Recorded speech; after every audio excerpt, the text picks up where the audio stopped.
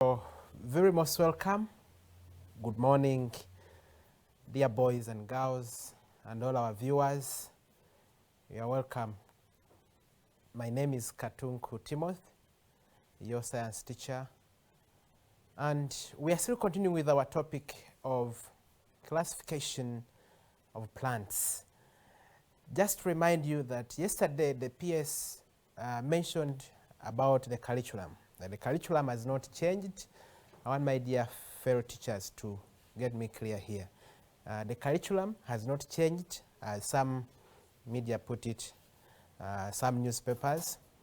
Well, the curriculum has not changed. UNEB is going to set according to the curriculum which is there. So, my fellow teachers who are there, please make sure that you help our learners go through the whole curriculum. And this work which we are learning is actually, it is from P4. That's where we start looking at classification of plants. And if you're in P4, please get ready. P5, it is very okay for you, and even P6, and some P7 members who are still at home. So this topic generally covers work. We actually keep on revising, and we shall keep on adding in a few things in order to beef the explanation, and then also some few things that we shall slot in according to how the curriculum tells us to do. So last week we looked at the plant stems, and we classified the plant stems.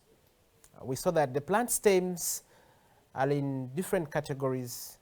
We have the upright stems, the storage stems, the underground stems.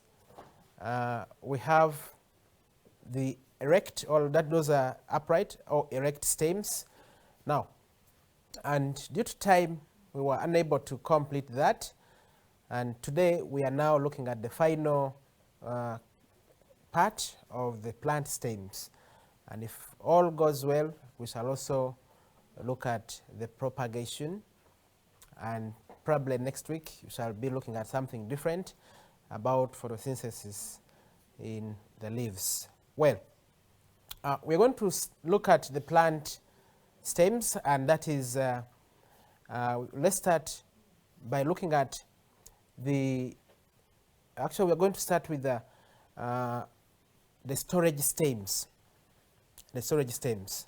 Now, when we are talking about storage stems, or when we talk about storage stems, we mean those stems that store food in their food. They store food in their stems. They are plants with the stems, and those very stems act as storage stems. Are we together? Now, remember, we need first of all to understand that these stems have different characteristics. Now, first of all, these storage stems, they have scale leaves. That's the first characteristic we're going to look at. They have scale leaves. And we don't call them scaly, but scale. Okay? So they have scale leaves. My producer will be giving you those points, even if I don't put them on the board. We are going to project them for you. So first of all, they have scale. They have scale leaves. You should take note of that. And they have the terminal buds, which grow into shoots. They have terminal buds which grow into shoots. Then they have buds, or to call eyes, or side shoots in the axil of the scaly leaves. Okay? So those are the underground and probably the storage stems. Now, the examples of those underground stems, we have the stem tubers, we have the bulbs, we have the rhizomes, and we have finally the combs. So those are some of the examples of the underground stems, and probably we are referring to as the storage stems. Well, having looked at the examples of some of those underground stems, we need also to look at the stem tubers. The stem tubers. By the way, stem tubers, these are plants with the swollen underground stems which store food. Their stems are found underground and they are swollen with food. So please take note of that if you're asked maybe to define the stem tubers.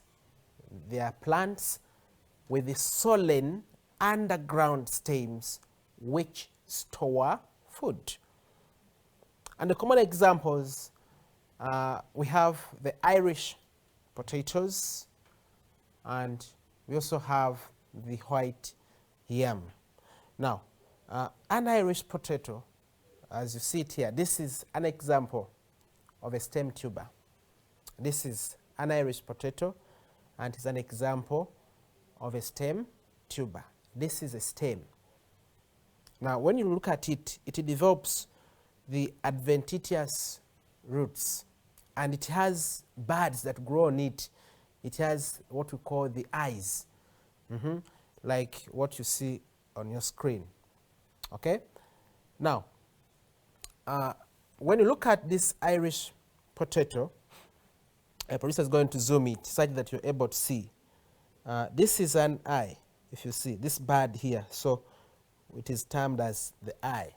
This is where we have the bud, and it is where it is, the terminal bud is growing from. So there are several shoots that will grow on this stem. Okay, so this is a young shoot. Okay, or if you look at this side here, we have, this is the germinating eye bud.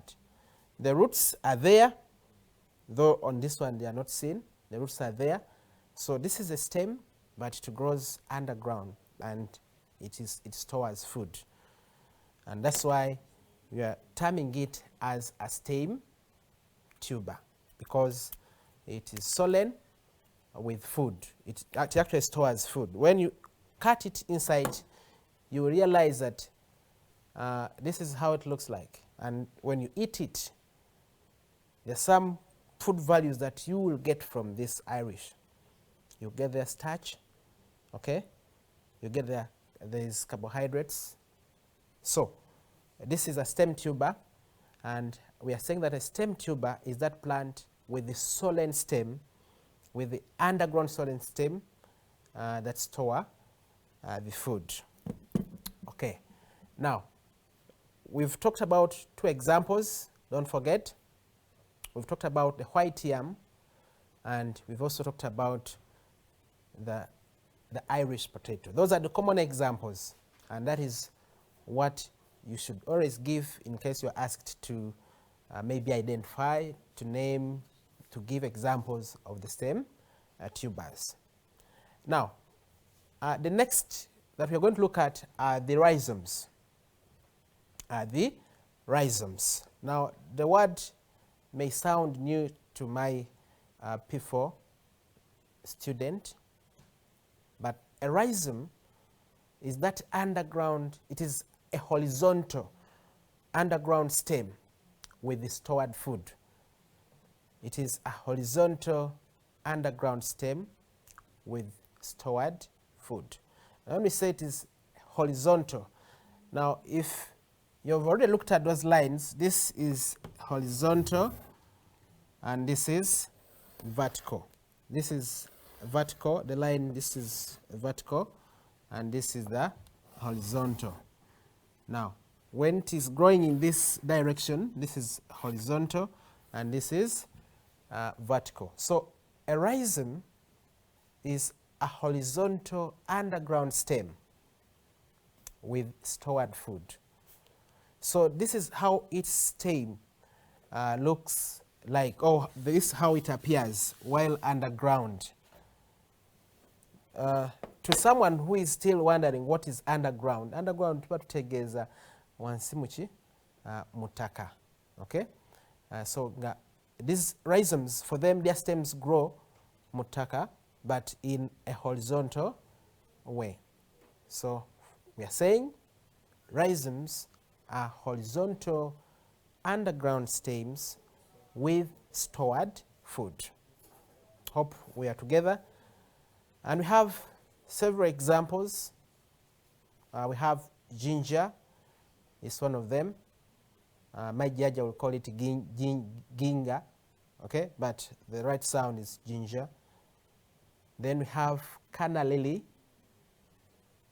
We have the zoysia grass. We have the turmeric. We have the couch grass. We have the couch grass, and we have the spear grass. Now, all those examples, we critically look at their stems. Their stems grow horizontally underground there, and they are swollen with food. Like, for example, we have the ginger, okay? We have the ginger. If you can look at, this is one of the ginger. I have brought at least one here for us to look at it, okay?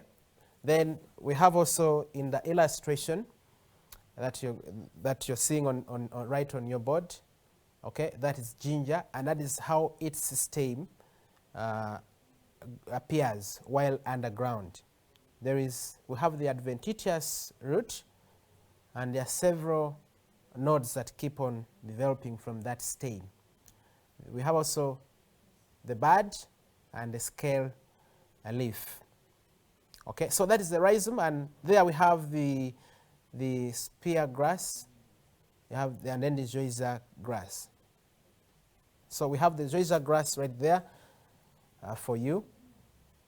If you can see that gentleman was handling he was handling it in the hand.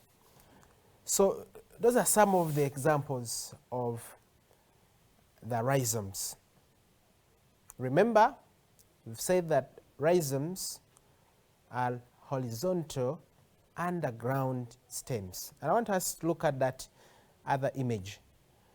It is horizontal, okay? That is a horizontal stem. It is a stem, okay? So it is a horizontal underground stem that is swollen with food. Remember, we eat it. That's why we are saying it is stored with food. But we have the bud of feature aerial growth. They also show it, and there are adventitious roots that will keep developing on that rhizome there. Now, that picture, I just got it from the biology. If you're good at tropical biology, you'll find some of those images there. But also we use our primary textbooks. There are also nice pictures for you. Now, rhizomes, this is now a reminder to those who have just maybe joined us. Rhizomes, they are horizontal underground stems stored with food. Now, why am I emphasizing the word horizontal? Because we have other stems that grow vertically, but for the case of rhizomes, they grow horizontally. Hope we are together. Well, having looked at the rhizomes, we've seen the stem tubers. They were the first, and we've also looked at the rhizomes. Okay, now let us move on and look at more stem tubers. Let's look at more stem tubers, and that is the corms. The corms,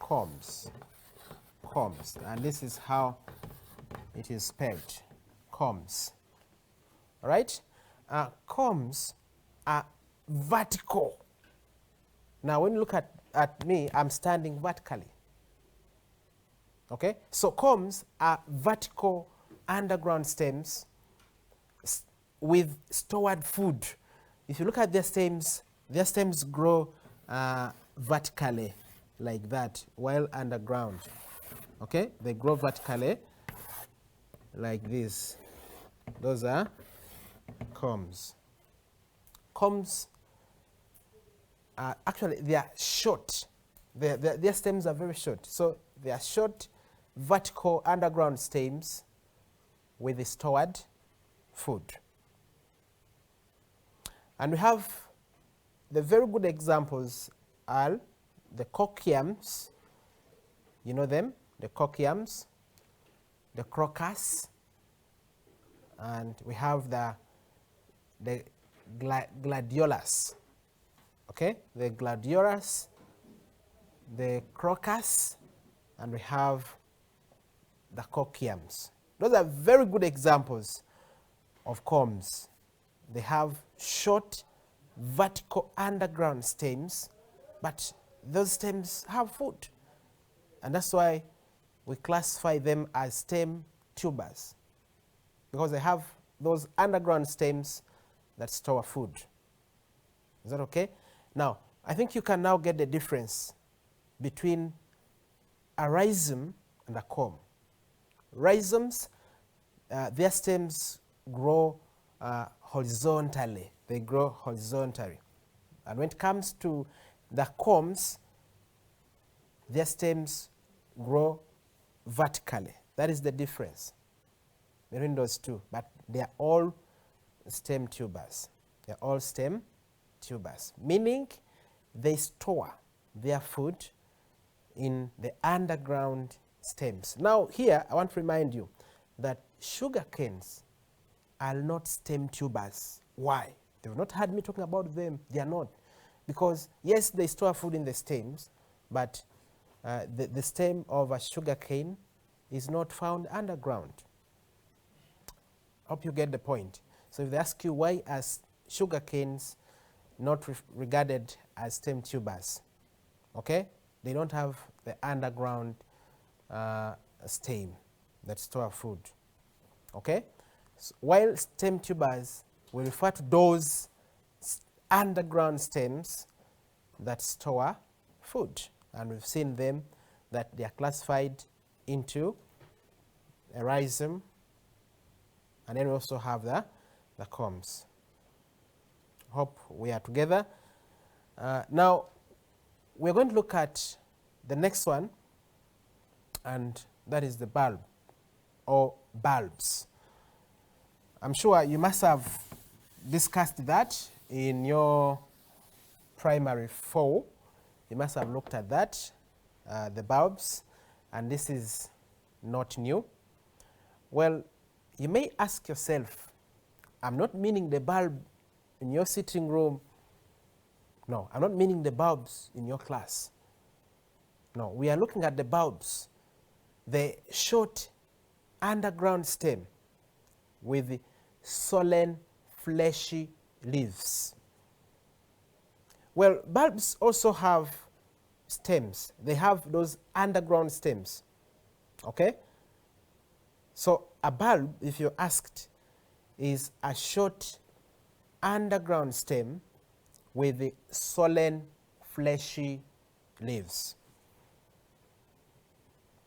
Hope we are moving on together. But this is also important for you to note that the underground stem of a bulb does not store food. That's why we are not going to call it a stem tuber, because its stem does not store the food. The food is stored in the swollen, fleshy leaves. The food is stored in the swollen, fleshy leaves. And that is when it comes to the bulb. It's a swollen underground stem, but doesn't store food. Is that okay? Now, the examples of bulbs, we have the onions, those that we use while frying sauce, while frying different vegetables.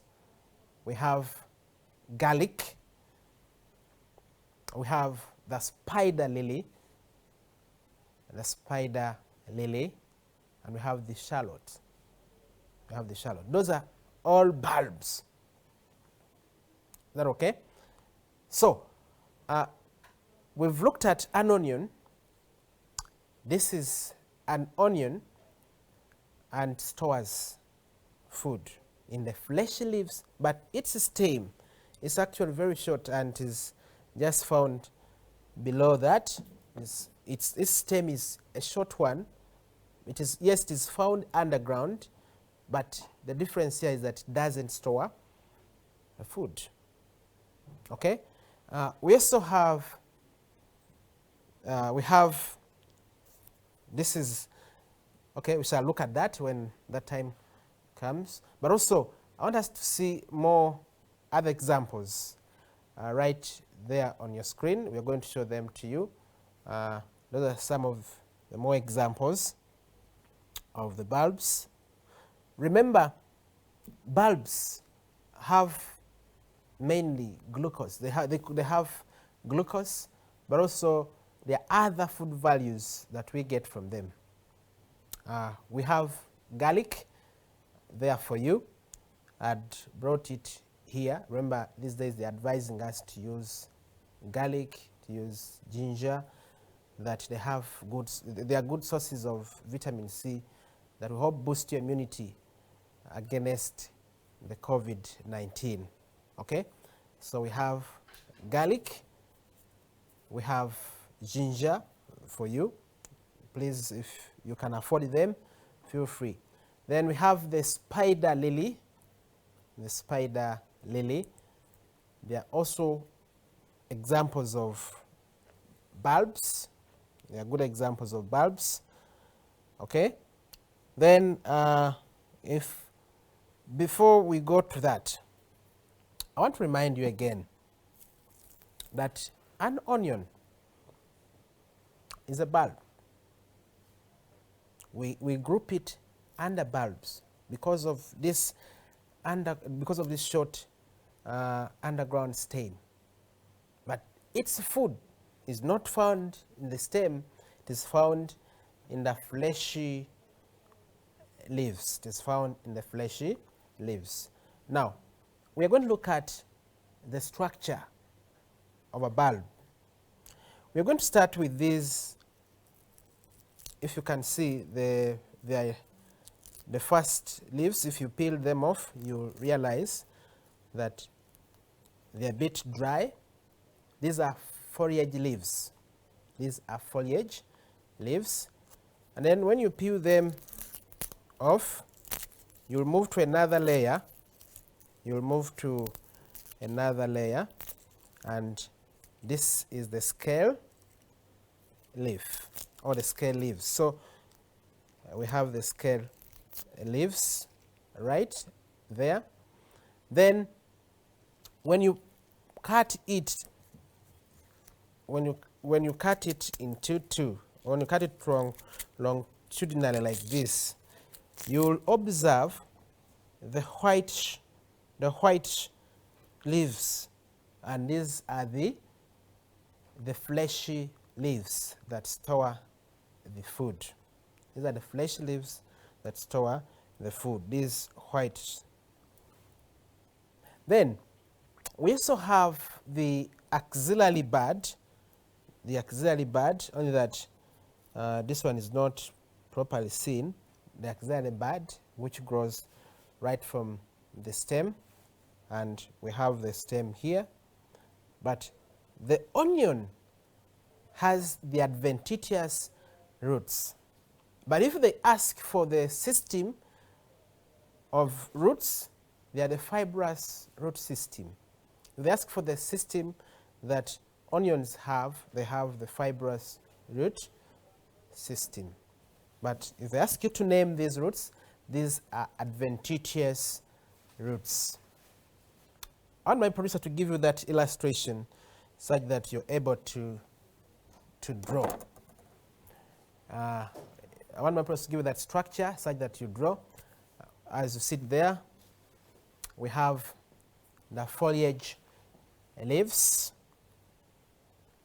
we have the scale leaves, the fleshy leaves. We also have the axillary bud. That one can be used for propagation. We have the axillary bud. Okay. We have the stem.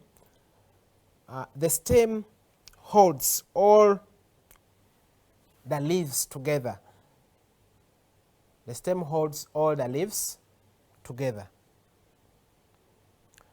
And the adventitious roots, they suck water and mineral salts from the soil. Those are the adventitious roots. The adventitious roots, those you're seeing down there, they suck water and mineral salts. And for the foliage leaves, maybe I had not yet given the function. We are saying that those leaves, they make food for the plant. They're actually the ones that make food for the plant because they have chlorophyll. If you check the one which is still fresh, you'll see the green leaves. These ones are dried. These ones are dried. But if you check a fresh one, you'll see that they are green. Now, the foliage leaves, they make food for the plant because they have that chlorophyll. And the fleshy leaves, they are the ones that store the manufactured food. They're the ones that store the manufactured food. And the axillary bud, we say that one develop into a new shoot or develop into new shoots. Or develop into new shoots. So those are the parts of an onion and their functions. Those are the parts of an onion with their functions. Maybe to just beef up this, I want to give you more illustrations with external view and the one that was cut longitudinally. So we have the longitudinal section, that is after cutting it. They clearly show you the foliage leaves, the scale leaves, and also the storage leaves. We have the bud, the stem, and the adventitious roots. Now, hope you've been in position to draw and also get the functions of each part. Where we've been a little bit faster, we promise to post you this work on our platforms, on our user platforms, those who are accessing us. You can go still to our, we are live on Facebook, YouTube. In case you missed any lesson, you just have to go and search for that work. It is there. But also those who are on Google Class, you'll also go and get it. Sorry, those who are on School Kit, Google Class, another program. Okay. Well, that is when we are talking about bulbs. And why did I choose to discuss more about the bulbs? Because we've seen in PLE, we've seen different questions when they're asking you to name the parts of the onion. They'll also ask you this root system on the onion. We've said that is the fibrous root system. They'll also ask you the part that makes food for the onion. Those are the foliage what? Leaves. And the part that stores food for the onion, we've also seen it also. Okay? Now, generally, those are the types of stems. Now, we've seen that some of them store food. For us, we eat and even animals, they also eat them. Now, can we look at the functions of stems, first of all, to a plant? Okay? The very first one, stems hold leaves in order to receive sunlight energy. They hold leaves to receive the sunlight energy. You can look at that upright stem. It is holding the leaves such that they can easily get the sunlight energy. And remember that sunlight energy enables them to make food, to carry out photosynthesis. All right? So you see that the stems are important to the plant. They're very important. Then the next one, stems store food for the plant. They store food for the plant. We have the Irish potato is an example of a stem, and it stores the food. We have the sugarcane. It is also an example of a stem, but it also stores food for the plant. So after it has manufactured, it stores its food in the stem. Okay, those are some of the plants. This an Irish, and it is a stem tuber. It stores food for the plant. Then stems transport water and mineral salts from the roots to the upper parts of a plant. They transport water and mineral salts from the roots to the upper parts of a plant. That one is transported through the xylem and the phloem vessels. Okay, as you see in the illustration, the water from underground, it is absorbed by the root tubers, and then they move through the roots, they go through the stem up to the leaves, and even up to other parts where water and mineral salts are needed. Is that okay? So the second one, we are saying that stems transport water and mineral salts to other parts of the plant. Is that okay? Now, the third importance, there are some stems which are green, and you've ever seen them. Now, those green stems help in the process of photosynthesis. They help in the process of photosynthesis. Just as you look at that illustration there, that stem, because of the chlorophyll, it will trap the sunlight. That stem will trap the sunlight and still aid in the making of food. That's a subtopic we shall look at, especially in this topic. That's why I'm not going into details of photosynthesis. But remember, as they absorb the carbon dioxide, they give away the oxygen, and that is during photosynthesis. So some green stems help in the process of photosynthesis. I want us to look at the next importance of stems, probably to the plant still. They hold flowers for easy pollination. They hold flowers for easy pollination. Now, they hold them up and expose them to the agents of pollination. Okay? For example, we have those that can be pollinated by wind, like you can see right there. They need to be exposed such that wind can easily take away those pollen grains. Then we have those that are pollinated by animals. They're also there. Okay? So we see that stems are holding those flowers for easy pollination. Is that okay? Now, let's move to the next importance of the stems. still those stems, they hold the fruits for easy dispersal. Okay? Stems hold fruits for easy dispersal.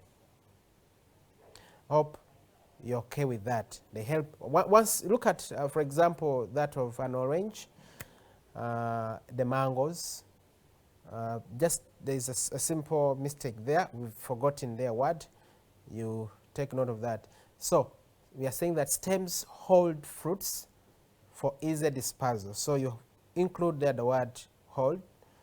Like an orange, if you sight by just looking at the orange, you feel you want to eat it. And once you eat, throw away the seeds, you are carrying out dispersal. Even other animals, they are able to see it because it is exposed. You are able to see it properly. So we see that stems hold fruits for easy dispersal. Now, those are the functions of stems to the plant. But maybe just one more. Let me not forget this. Some stems have thorns for protection. Yes. Some stems, actually some plant stems have got thorns that are used for protection. They have stems that are used for protection. Is that okay? Now, as I wind up with the functions of stems to the plant, I want us to go through the summary, because if you missed out a point, one, we said they hold the leaves to receive, they hold the leaves in space to receive the sunlight energy. Then stems transport water and mineral salts from the roots to the leaves. We saw it in the other illustration. And the green stems help in the process of photosynthesis. Some stems conduct manufactured food to the leaves and to all other parts of the plant. Those very stems hold flowers for easy pollination. They hold fruits for easy dispersal. That is the scattering of, if we are looking at fruits, the scattering of fruits or the movement of fruits from the parent plant to other places or to other parts. And some plant stems with thorns are used for protection. They are used for protection. So those are the functions of stems to the plant. Now, what about to animals like you and even other animals like me, you and other animals? Now, we see that we already saw that some stems, we eat them, we use them as food. So the first one is that some plant stems are sources of food, and there are some of the examples. The sugarcane, we have the the Irish potatoes, we have the ginger for you there. So those are all stems and are eaten as food, and very many more stems. So these stems are sources of food to us. Is that okay? Now, let's see another importance of stems to people. By the big stems provide timber. They provide timber that is used in the construction of houses, in the construction of different structures, the way you want it. Is that okay? Now, those stems, if you can push back to the first one, like those were harvested stems that split them into timber and they had seasoned them. Now, that is seasoning, by the way, to just hint about it. Seasoning, this is the drying of timber, seasoning, let me just wrap this. Seasoning is the drying of timber under the shade. The drying of timber under the shade. Now, why season timber? We season timber to prevent warping or to prevent that wood from bending, getting cracks, and so on. So after harvesting your stems, you split them, make timber, and then dry them under the shade. That's what we call seasoning. That practice is known as seasoning, by the way, if you didn't know that. So we do season timber to prevent warping, to prevent them from bending or losing shape. Okay, so the big stems, we say they provide timber, which is used to do so many things, constructing and so many other things. Now, let's move to the next importance still of the stems to people. By the way, some herbal medicine that we use comes from those stems. And so we are saying that plant stems act as herbal medicine. They act as herbal medicine. Like, look at the picture there. You can cut out a stem and use it as a herbal medicine. I don't know some of the stems that can be used as herbal medicine, but your grandparents, they know some of them, and even some elders around you. Okay, if I knew I know them, but I don't know them in the local language. But if I get to know their names, I'll come back and tell you, such that you are able to use them during this pandemic. Okay, during this lockdown. So we are saying the plant stems act as herbal medicine. Okay, whenever you feel sick and there is no medicine, they can move around, look for those stems and use them as medicine. And some stems, some plant stems, are sources of wood fuel. They are sources of wood fuel.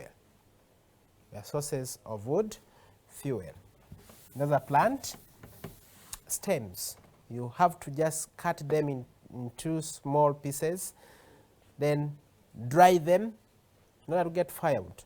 But in case you can also get charcoal, what you need to do, you need to cut you cut the stems, and then you heap them, cover them with the first put the leaves, add the soil, and then you set fire to those stems. You will get charcoal. So how is charcoal obtained? We can obtain it by burning that wood under limited supply of oxygen. That okay? So that's why we have to cover it with the soil, such that we don't burn it while exposed to a lot of oxygen. Oxygen supports burning. Is that okay? So we can obtain charcoal by burning wood under limited supply of oxygen. That's why we do cover the soils, and also to prevent heat loss. That's another reason why we cover the soils. Is that okay? So that's a question which you shouldn't forget in case they ask you, how do you obtain charcoal? By burning it under limited supply of oxygen. So charcoal is also an example of a wood fuel, and it is got from the stem. That's why we said that stems provide wood fuel, and the wood fuel we are looking at here is firewood, charcoal, the briquettes, the sawdust. Those are some of the examples of wood fuel. Then some plant stems are used for propagation. Like if you want to get new plants, you can just go cut that very stem, and then you plant it. For example, we look at the cassava stems, the sugarcane stem. They are planted. People plant them in order to get new plants. So some plant stems are used for propagation. They are used for propagation. Now, I want us to finally summarize this. The functions of stems to people. We said they are sources of food. We've already seen the examples of some stems that are eaten. And the big stems provide timber. They act as herbal medicine, right? And some plant stems are sources of wood fuel. We've also seen that. And we are saying that some plant stems are used for propagation.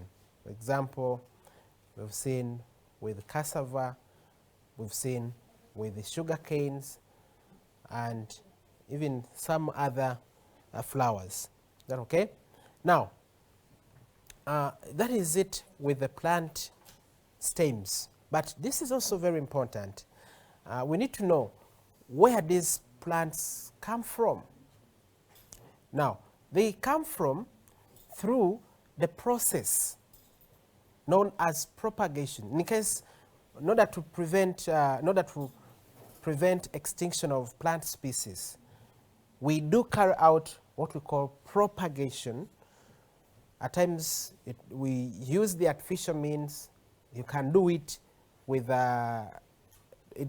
we can use natural means. We can also use the artificial means. And this is what we're going to be looking at next. Now, let's quickly look at plant propagation. Plant propagation is a process of developing new plants from the parent plant. Is the process of developing new plants from the parent plant. And this can be done using the seeds. It can be with the suckers. It can be when you cut the stem cuttings, like for maize, sugar canes. I can use the stem tubers to get a new plant. We can use the rhizomes. Already we've seen the rhizomes. Those are the horizontal underground stems swollen with food. You can use the corms, which are the vertical underground stems that also store food. You can use the bulbs to get new plants. You can use the vines with the sweet potatoes. You can carry out grafting.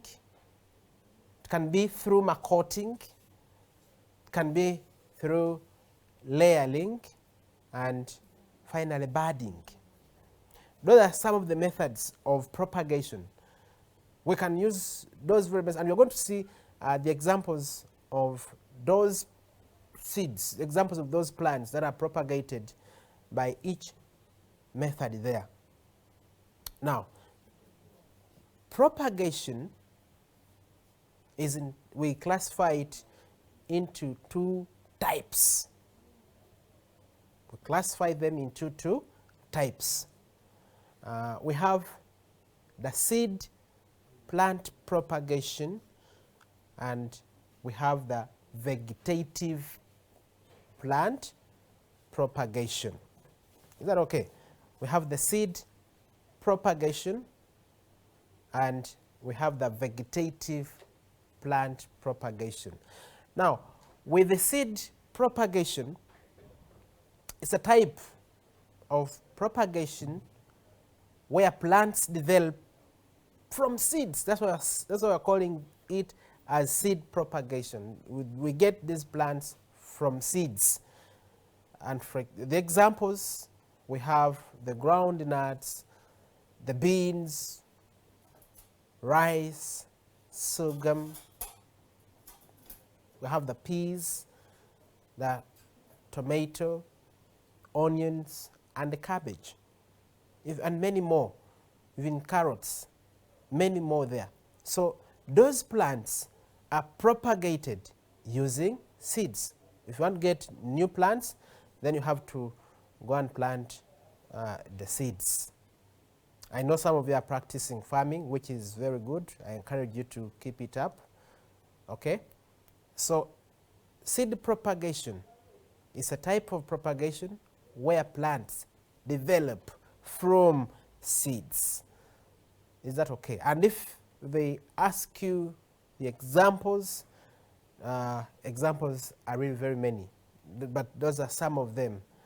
Now, let's look at the next one there, and that is the vegetative plant propagation. When you say vegetative, vegetative is the type of propagation where we are going to get new plants, but from other parts, not seeds. So vegetative propagation is where new plants develop from other parts of a plant, but not seeds. Yes, we don't use seeds, but we can develop a new plant from other parts of the plant. So you can now get a difference between a seed vegetative propagation, sorry, the difference between seed plant propagation and vegetative plant propagation. Now, the vegetative propagation, it is further divided into two types: the natural vegetative propagation and the artificial vegetative propagation. Is that okay? It is further divided into two, and that is the natural vegetative propagation and the artificial vegetative propagation. Then, with the natural vegetative propagation, is the type of propagation where new plants reproduce on their own using any other part, but not seeds. Is where the new plants reproduce on their own using any other part, but not seeds. And the methods that are used to carry out natural vegetative propagation, we have the use of the stem tubers, using the bulbs, using the rhizomes, when you use the combs, and finally when you use the leaves, like for example the brophyllum. It is propagated by using leaves. Okay? Now, I want to thank you so much. If you have received materials from the Ministry of Education, please make use of them. And if you have not yet got them, we shall put them on our platforms, on our school kit, and you'll be able to access them. They have we have term 1, term 2. Remember, the minister said there is no dead year. And what does that mean? I leave it for you. May God bless you. Have a blessed week. Ssaabasajja Kabaka awangale. Bw'osomeseza omwana wo mu masomero ga Janant Schools omuli kampasi y'Ebombo Kalule n'ey'e Kabalagala gy'obona bweraliikirivu bwonna olw'omusingi okutambuzibwa ebyenjigiriza n'ensoma y'abayizi ey'omulembe. Mu masomero gaffe gano gonna tusomesa arts ne sciences okuviira ddala ku siniya esooka okutuuka ku siniya ey'omukaaga, nga tusomesa abaana okuviira ddala ku mutendero gwa kindergarten okutuuka ku kibiina eky'omusanvu. Tulina abasomesa abakugu mu kubangula abaana n'okubateekateeka. Ebyo ebibiina abaana mwe basomera eby'omulembe omuli buli kimu ekikwata ku ebyo bye basoma, ebisuula ebyazimbibwa obulungi, ebigazi ate nga biyonjo, okumanya ebisingawo tukubire ku nnamba z'essimu ezowammanga.